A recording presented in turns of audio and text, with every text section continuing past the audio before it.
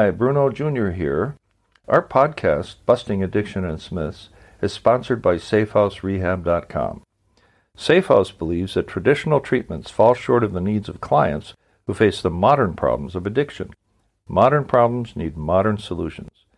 Multiple addictions, multiple relapses, multiple triggers, and cheaper and more powerful street drugs set up unprecedented challenges facing treatment centers. What is needed is a more sophisticated approach, a better way forward. There are 3 reasons to choose our progressive modern treatment program. 1, a more sophisticated intake process. 2, technology proven to enhance recovery. And 3, the most robust aftercare program in our sector. To learn more, visit us at SafeHouseRehab.com.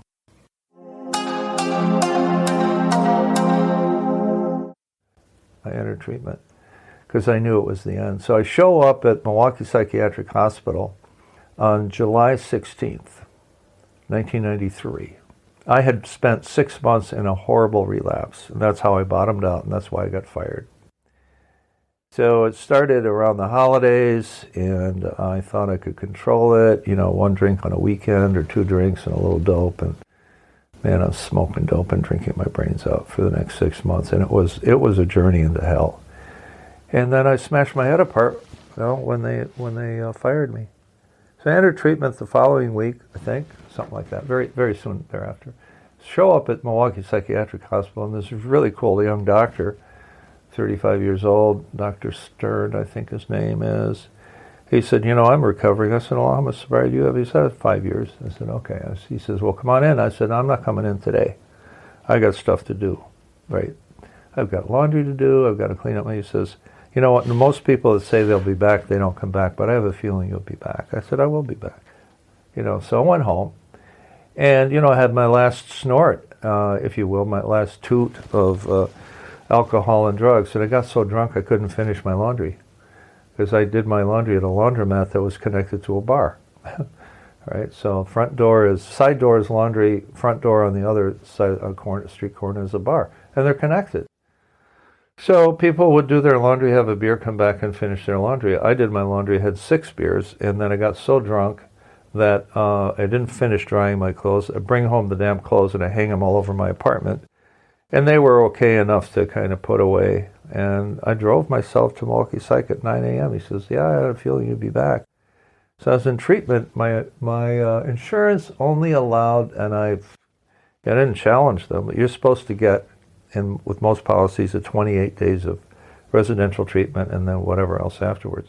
My insurance covered 9 days of residential, but they did cover what they call IOP, which is intensive outpatient therapy, for a year and a half. So I'm in treatment, which is where I met my first sponsor. Okay, because they steered us into AA really quickly, and I'm grateful for it. So that's where I met my first sponsor, Jack. He was pretty cool. He worked for a dental implant company. He had a little bit of swagger, and I kind of, this guy's pretty cool. He's younger than me. No, he's about the same age. I was 46 then. And then a few months then I lost track of him. About 5 years later, he calls me. He says, hey, it's Jack. Jack, how's it going? Not so good. I'm going fast forward to a little incident that I find hilarious. Oh, not so good. What's going on? He says, I'm in jail. Can you bail me out? I said, what happened? He said, I got a DUI, driving under the influence, or OUI, whatever it's called. I said, well, how did that happen? He says, well, I ran out of gas and I was pushing my vehicle over a bridge. Maybe I could coast down to a gas station on the other side. I said, well, how's that? He said, well, they make you blow, and I went over the limit, even though I wasn't driving the car. I said, that's funny. Can you lend me $500? I said, I can bail you out for $500. I was just about to pay my bills, but I need that money back in 2 weeks. I pick him up, and he looks terrible. He looks like a greasy rat, It's all greasy and dirty, and barely keep him in my car, drop him off. I said, I want that money back in 2 weeks. I had to chase him for the money. He met me at a bookstore and paid me back about a month later. But why he had to pay me back in 10s and 5s and 20s, I don't know. Why don't you just get some $100 bills from the bank? It looks like he scraped it together from the couch or something. So let me go back to this treatment period. They steered us into AA, and made us, quote, ask that we go to meetings. When I first checked in, they were very worried about my detox, because alcohol, I learned, is the most dangerous drug to withdraw from, and you can get the DTs, you can get seizures, and you can die. But so they don't know how badly off you really are. So they take your blood pressure and they give you Librium and watch you for a while, make sure you're okay. So then I enter intensive outpatient. I think the first 6 months was 3 days a week, and group, and also one-on-ones. And I was a pupil ready to learn. So the teacher appeared, and the teacher was Margaret Underhill. I hope she's still alive. She was unbelievable, I thought, and she still is. She would tell the doctors what to do. She was a very strong woman. She was an iron fist and a velvet glove, and that's what I needed. You needed to hit me hard to get my attention. And so I asked her a few key questions in the course of therapy, and the answers still linger with me today. I said, Margaret, a few months into treatment, I said, Margaret, what's the point of treatment? Okay, so that's the dumb question that sounds like a dumb question, but maybe it wasn't. She says, the whole point of treatment, young man, is to get you to work the 12 steps of Alcoholics Anonymous. I said, no kidding. Yeah, he says, you've got all these defenses and this dishonesties and this contempt within you that we need to talk it out of you. We need to start changing your mind. I said, well, it sounds like brainwashing. She said, good, your brain is dirty. It needs washing, which is another insight. And then further down the road, I asked her, I said, Margaret, what did I ask her that rang a bell? I said, Margaret, when I get out into the real world, how do I stay sober?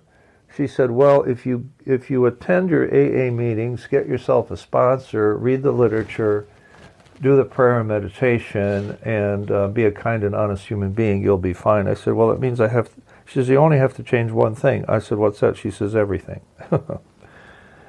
So then in group, we were able to observe how other people were doing, and I noticed that the people that did well had a higher power in their lives. And I say this in all sincerity. I know that the guys that struggled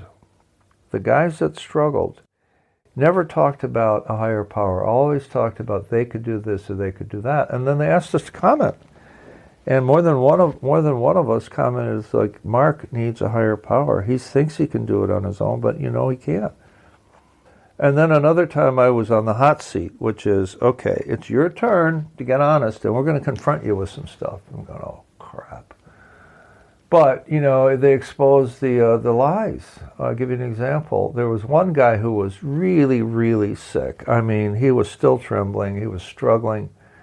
He had been in jail. He had been in a mental hospital, but he was there in our group, and he was an equal to us. So I'm telling him about my sick relationship with my married girlfriend at the time, and he turned to me, and this really hurt. But he was right. He says, she's just using you. He said it that way. And you know what? It was the truth. I was on the hot seat. I had to accept the truth. And it wasn't long after that until I decided to get honest. And I said, Jan, this was not her name, but I said, Jan, you know what? We're going to have to put this relationship on the shelf. And I struggled to be that honest with her.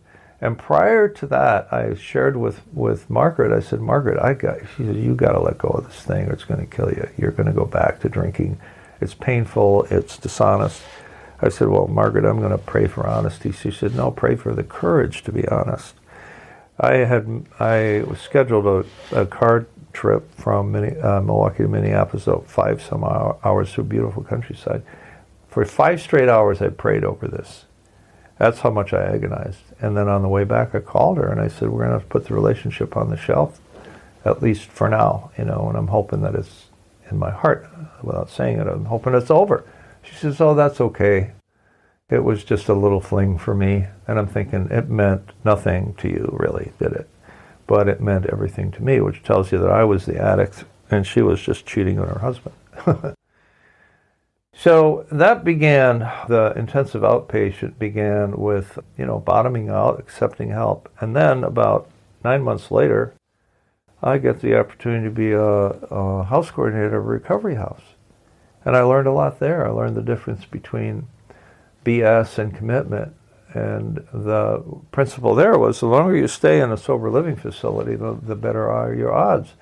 I ended up sponsoring one guy whom I still know. I don't sponsor him anymore. And another guy, Carlos, great story, not a good one, but a great, a really dramatic story. Vietnam War vet, had a great job as an electrician at Miller Brewing, Mexican-American, decides he's going to go back to Mexico and find himself a wife. Okay, good. Well, he was in the sober living facility, 3 months, something like that. He was a great guy, played the guitar, and during the good weather, be on the porch and sing, and he sang Spanish music. He knew how to play the guitar. I mean, this guy was just a delight. Big guy, burly guy. Can imagine him as a United States Marine in Vietnam. So he goes down to Mexico, finds himself a wife, comes back, but doesn't re-enter the program. Decides he's going to drink, loses his job, and then in a moment of desperation pulls out a gun and kills his wife, and then takes the same gun and turns it on himself. And he takes 3 days to die. And so, the consequences are the one guy, Dave, still doing okay, used to run a music store, now he does something else, I think a musical instrument store. He's doing all right. I see him at the meetings once in a while. And the other guy, Carlos, is gone because he wasn't paying attention, because he thought he could do it himself. He thought also that a wife would solve his problems, or that he had the geographic cure. And he forgot. He just forgot. The disease got to him. And you knew he was an alcoholic because of his story and the fact that he was an inpatient at a sober living facility.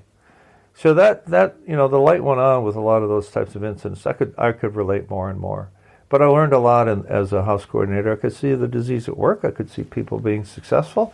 I used to take a carload of them to the meetings around the corner, 2 times a week, because I had a car and I could drive. And then we had a meeting in the house once a week. So that was kind of the beginning of my true recovery, if you will, when my thinking really started to change. My behavior was radically different.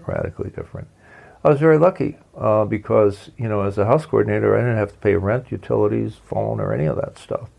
And I had a daughter in college still at the time, so I was paying for college. I also had, I was relieved of many of my obligations, and, rent and all that. So it was shelter for me. The train of financial consequences kept rolling down the track, though, and I had to deal with those at some point. But it was a temporary reprieve. It was a wonderful reprieve.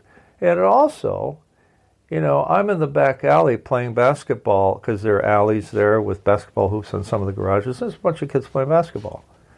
And, I'm obviously the oldest and the biggest one. There's 13-year-old, 11-year-old, 8-year-old. They're the way it should be. Just pick up basketball. And so we're picking teams, right? And there's like maybe 8 guys in total, let's say. So each guy gets to pick another guy. And so this kid, 4 years old, 5 years old, goes, "I'm picking him." He's pointing up at me. Turned out to be Hank, the kid that I ended up adopting, because then I ended up meeting his mother 2 doors down, and she's a beautiful woman, and I thought the man coming and going to her house was her husband when it was her brother. I said, "Who's that guy?" She says, "Well, that's my uncle, Mark." I said, "I'm going over there to meet your mom right now." And she had a sister, too. So I ended up playing basketball with this kid, and so one day I'm at work, and and I get a call from one of the guys in the house. He says, "Hey," I said, "What's going on?" He says, "Hank's over here. He wants to know if you can come out and play." I said, "Tell him I'll be home, 5 o'clock or whatever." And that's how that relationship started. But I was starting to come around. I was starting to understand what it took to be what it took to have a joyful and inspired life. And so that's my story on my first, couple of years in recovery, when everything changed.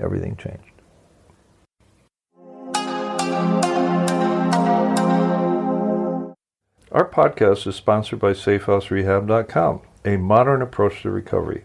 To learn more, visit us at SafeHouseRehab.com.